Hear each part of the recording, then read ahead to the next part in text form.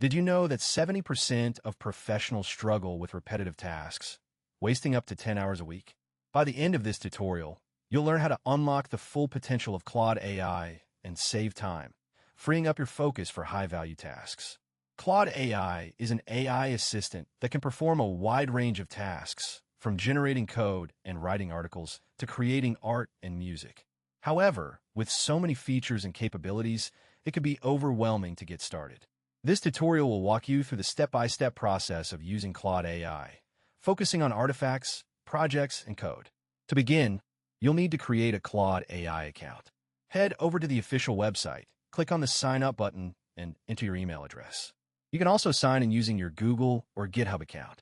Once you've created your account, navigate to the Claude AI dashboard. You'll see a clean and intuitive interface with several sections, including artifacts, projects, and code. Let's start